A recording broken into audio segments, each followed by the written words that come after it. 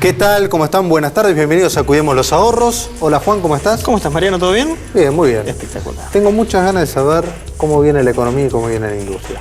Y para eso no vamos a hablar nosotros, para eso viene un invitado, el señor Diego Kovacs, economista y especialista en toda la parte de industria, para decirnos cómo sigue la industria de acá en los próximos 6 meses, los próximos 2 años, el tema del tipo de cambio, de evaluación, un poquito de todo. Para, ya que estamos entonces, yo te ofrezco también un economista que es legislador del PRO, Rogelio Frigerio, una persona que tiene muchos conceptos claros para darle a todos nuestros televidentes. Bueno, me parece muy bien. Y aparte quiero saber cómo viene China, Juan, que para eso te voy a pedir que lo expliques.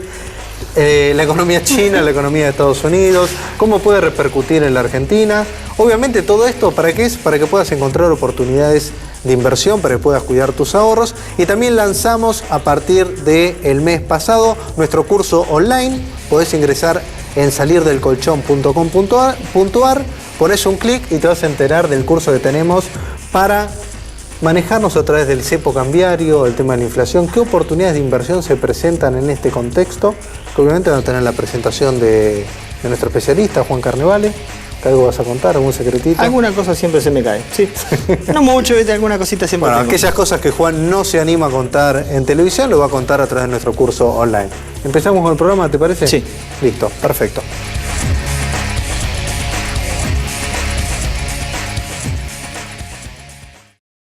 Fronencial, Ingeniería Financiera. Descubra una nueva forma de administrar sus inversiones, servicios y productos exclusivos a su alcance. Confidencialidad y el mejor asesoramiento. Visite nuestro sitio web www.fronencial.com. Editorial Planeta presenta el nuevo libro de Mariano Otálora. ¿Qué hacemos con los pesos? Opciones para combatir la inflación, invertir los pesos y obtener dólares. Desde el 1 de mayo en todas las librerías del país. Incluye guía para obtener dólares en forma legal.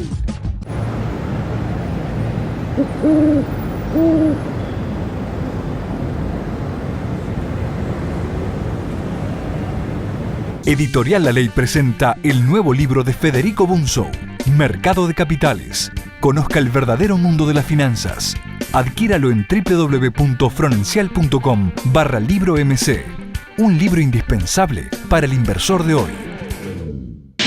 Asegure lo que más quiere con Orbis, Compañía Argentina de Seguros. Seguro de automotor, seguro de moto, seguro de hogar, seguro de vida, integral de comercio, seguro de vida colectivo. Asegure lo que más quiere con nuestra experiencia de más de medio siglo cuidando lo suyo. Orbis, Compañía Argentina de Seguros. Consulte con su productor asesor amigo. www.segurosorbis.com.ar. Para que viajemos más seguros, cómodos, rápido y cuidando el ambiente. Sigamos creyendo en el transporte público. Sigamos creyendo en la ciudad. Buenos Aires Ciudad. En todo estás vos. Tu mundo en una caja. lacasadelascajas.com.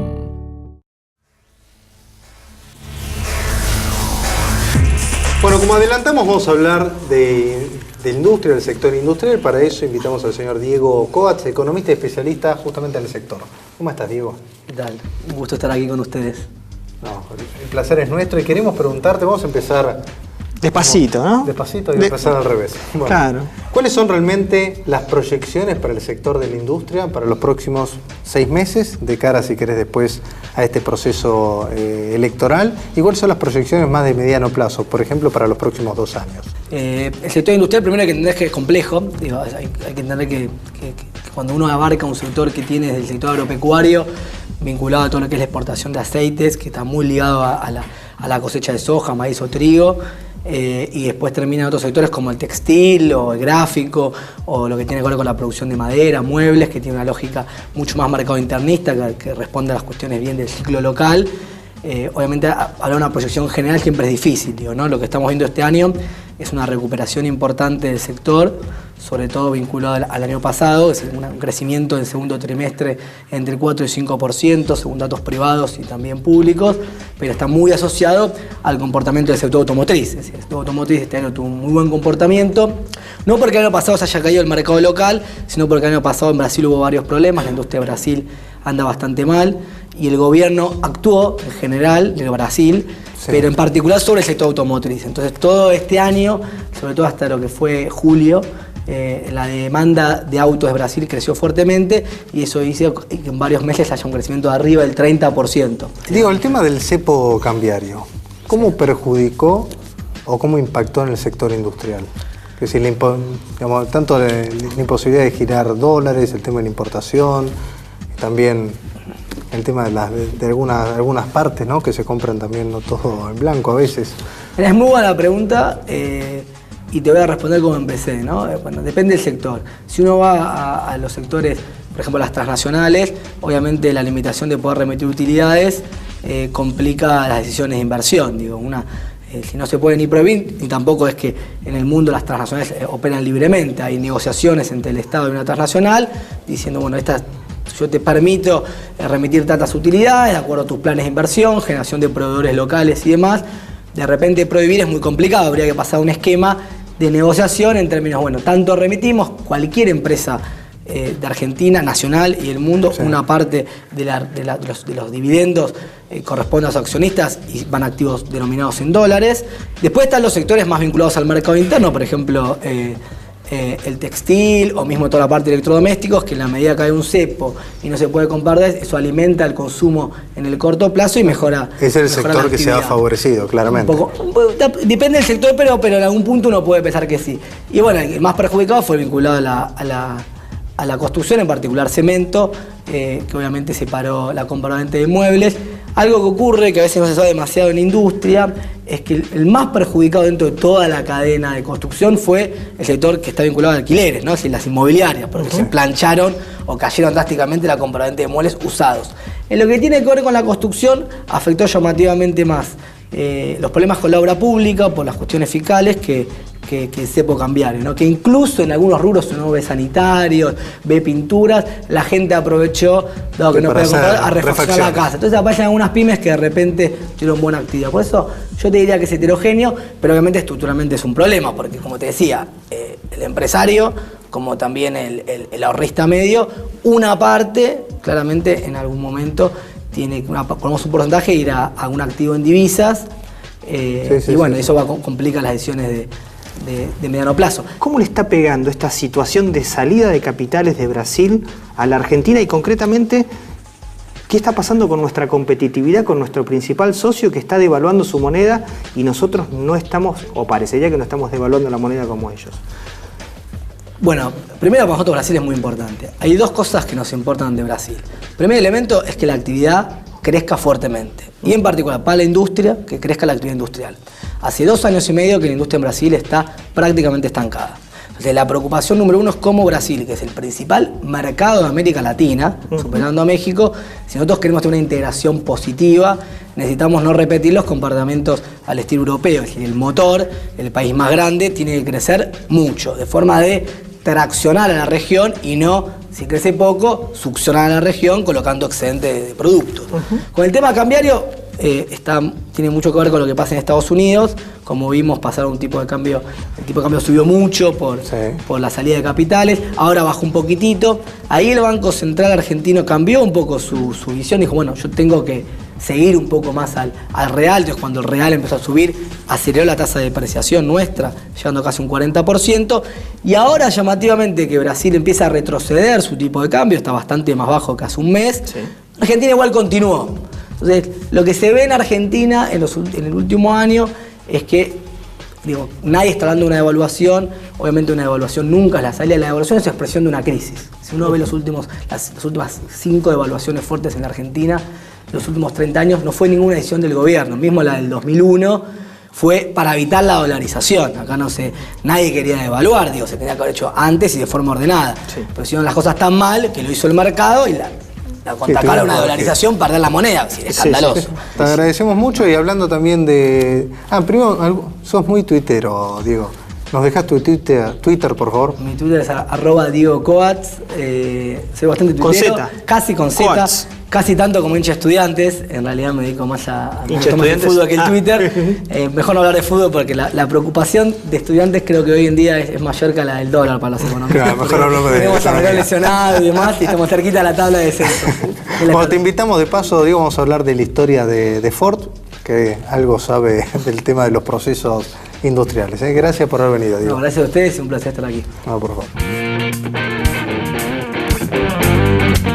Henry Ford nació en la ciudad norteamericana de Michigan y ya desde muy pequeño manifestó interés por la mecánica. A sus 40 años fundó la Ford Motor Company, pero recién 10 años después saldría a la luz el legendario modelo Ford T, que apenas salió al mercado, su demanda arrolló a la competencia, permitiéndole a Henry convertir a su compañía en una de las primeras productoras mundiales de automóviles. Durante los 10 años que se comercializó el Ford T, en el mercado se vendieron 17 millones de automóviles. La simpatía de Henry Ford por el nazismo y la insistencia de seguir comercializando su modelo inicial hizo caer la compañía, viéndose superada por la General Motors. Esta situación lo llevó a la quiebra.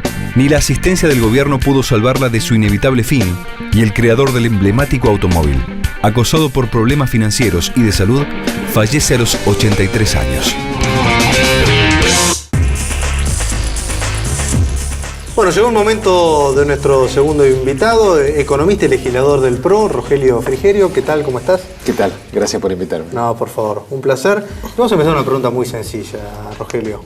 ¿Cuáles son los cambios que vos estás considerando que va a hacer el gobierno o que debe hacer el gobierno luego de octubre y luego de las elecciones?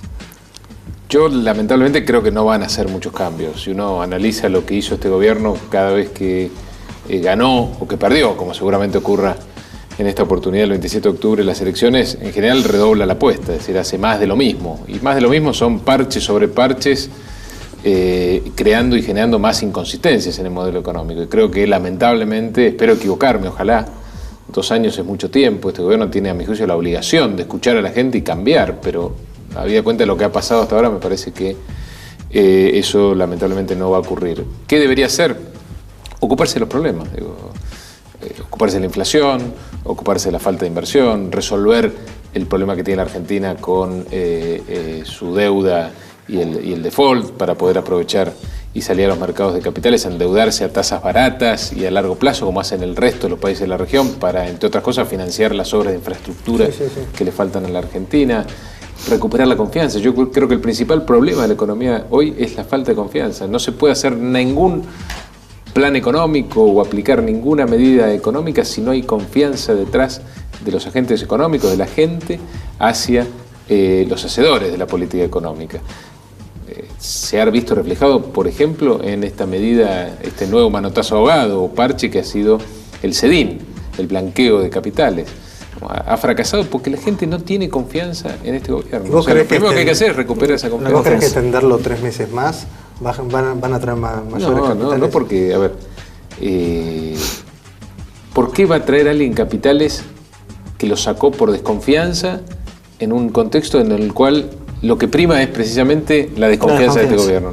Lo que tiene que cambiar es la relación de este gobierno con la gente, con los inversores, para que una medida de repatriación de capitales, no este blanqueo. Sí, se justifique. Pero entonces, si el gobierno decís que va a poner piloto automático, ¿no se va a ocupar de los problemas que recién mencionaste? Ojalá ponga piloto automático, en el mejor de los casos. Claro. Yo creo que va a redoblar la apuesta, y redoblar la apuesta es peor, es seguir generando estas medidas que lo que hacen es generar más retroceso, no avanzar en la solución de los problemas. Bueno, y entonces, ¿cómo hacemos hoy? ¿Cuál sería el plan económico que ustedes proponen desde el punto de vista inflación? ¿Cuál es la tasa de evaluación que hoy debería tener, si querés, para tener un tipo de cambio más competitivo, si considerás que hoy no lo tenemos? ¿Y cómo se sale por ahí del cepo cambiario? Y lo que hay que hacer es un programa integral, un programa que arranque con la visión del rol que tiene que jugar la Argentina en el contexto global. ¿Qué vinculación queremos tener con Brasil? ¿Qué vinculación queremos tener con China?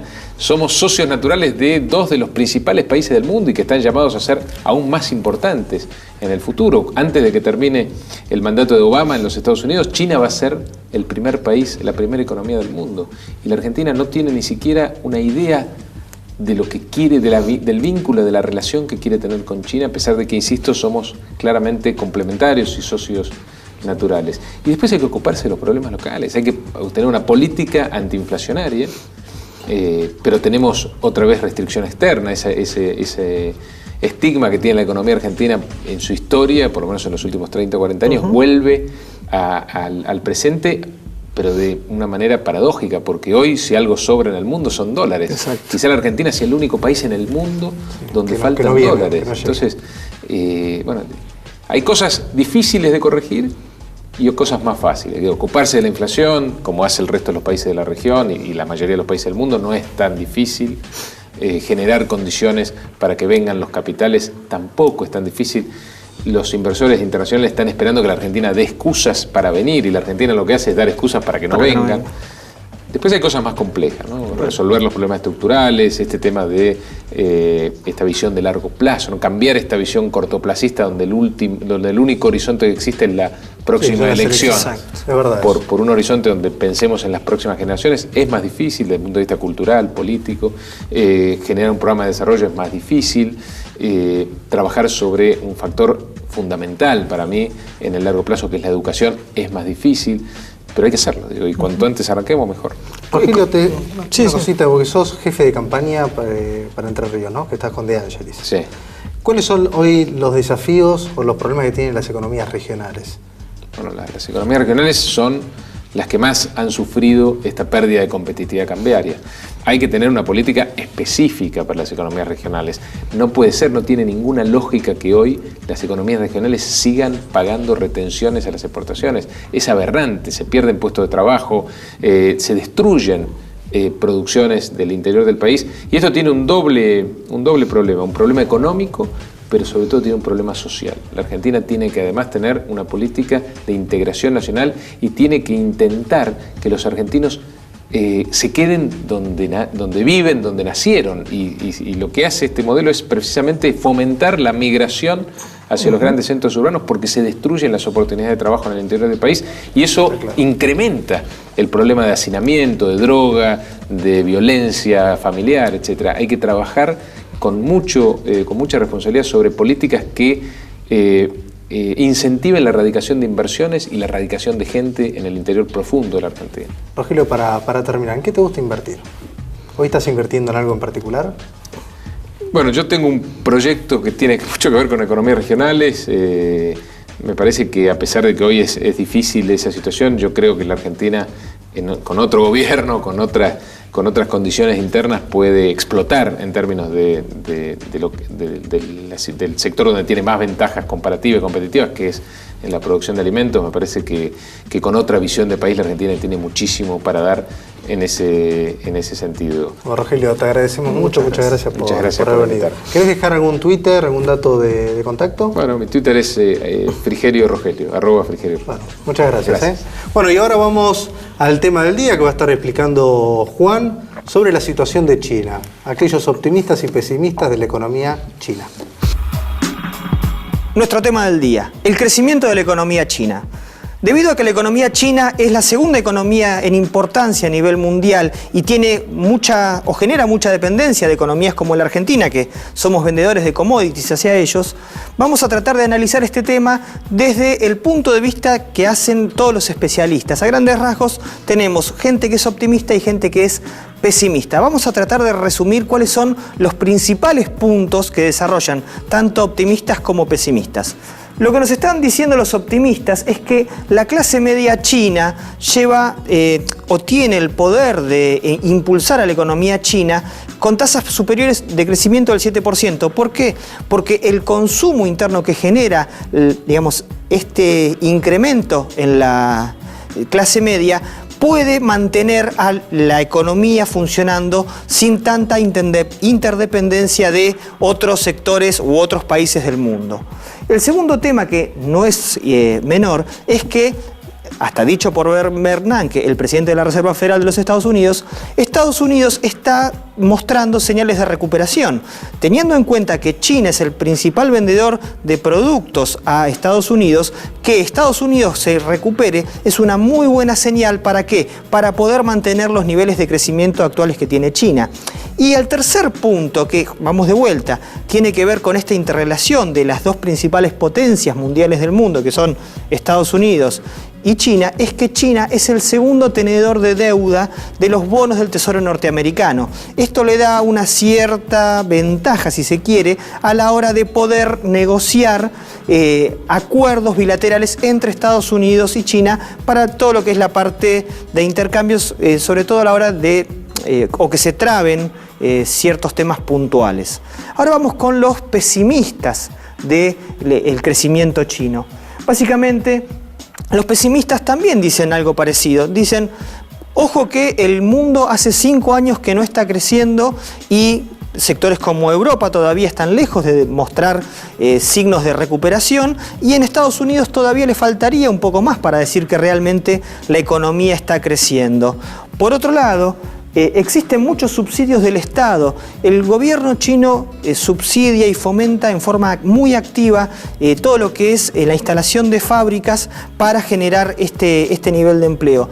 La gente que conoce la economía china dice que estos niveles de subsidios son difíciles de mantener en el largo plazo, y parte del cambio de políticas que está haciendo el gobierno chino ahora es justamente tratar de racionalizar esta gran cantidad de subsidios. El otro punto, que no es un tema menor y puede ser el más grave si se quiere, es lo que muchos analistas alertan como que puede ser una burbuja en todo lo que es el sector inmobiliario chino. Si realmente llegara a haber una crisis en el sector inmobiliario, esto podría llegar a tener un impacto negativo tanto en la clase media como en el sector bancario, o sea, en el que presta y en el que es el deudor. Y lo último es que ellos dependen mucho de lo que es el precio de los commodities. La parte cómica, triste, trágica, es que el precio de los commodities depende de su propia demanda. ¿Qué quiere decir? Que en la medida que la economía china crece y va incorporando gente a la clase media, esta clase media necesita consumir todo tipo de commodities. No hablamos solamente de comida, sino que también hablamos de cobre, de hierro, todo lo necesario para construir edificios, teléfonos, autos y demás. ¿Qué les quiero decir con esto? Que ellos generan el propio, o mejor dicho, el propio aumento de las cosas que consumen. ¿Por qué? Porque su consumo es tan grande que hace que los precios suban. En momentos en donde los precios tienden a bajar, el solo hecho de decir que China está comprando un producto hace que por lo menos esos precios se mantengan. Ese fue nuestro tema del día. ¿Qué tal? ¿Cómo les va? La verdad que siempre es un gusto venir a participar del programa. Les quiero agradecer a la gente que permanentemente nos llama o nos consulta o demuestra interés en los temas que planteamos. Para nosotros es muy importante. Hoy vamos a charlar de un tema que es muy sensible porque afecta a todas aquellas personas que tienen problemas de salud y que piensan o se plantean la posibilidad de pedir un retiro por invalidez. Es muy común y es natural en la gente que a veces tienda a esperar antes de pedir el retiro por invalidez, porque piensa que se puede curar, piensa que se puede mejorar, o también porque está cobrando la licencia paga por parte del empleador. Entonces, normalmente tenemos entre 3, 6 meses o a veces un año de licencia paga. Y la gente espera, se hace estudios médicos y demás, y recién se decide a pedir la invalidez sobre el final de esa licencia. Bueno, a mí me parece muy importante tener en cuenta que no es conveniente esperar tanto. ¿Por qué? Porque el trámite de retiro por invalidez, entre la participación de ANSES, de la comisión médica y después de la liquidación, normalmente lleva entre 6 y 8 meses. Entonces esto la deja a la gente varios meses sin cobrar y sobre todo con la duda de qué va a pasar, si le va a salir el dictamen o no. Entonces, como hoy se puede pedir un retiro por invalidez en ANSES sin necesidad de avisarle al empleador, nosotros le proponemos a la gente que apenas tenga algún problema de salud, una manifestación invalidante, que pruebe de pedir el retiro por invalidez. ¿Por qué? Porque si tiene el resultado positivo, se va a sentir mucho más tranquila y habrá ganado mucho más tiempo en su tramitación. Como siempre, saben que cualquier duda, cualquier consulta, nos pueden mandar un mail a la página, a mijubilacion.com, o llamarnos al 4-382-1869. Gracias y adelante con el resto del programa. Bueno, gracias Martín. Llegó al final del programa, Juan. Siempre nos quedamos cortos, la gente se queda... Nos quedamos cortos, en serio.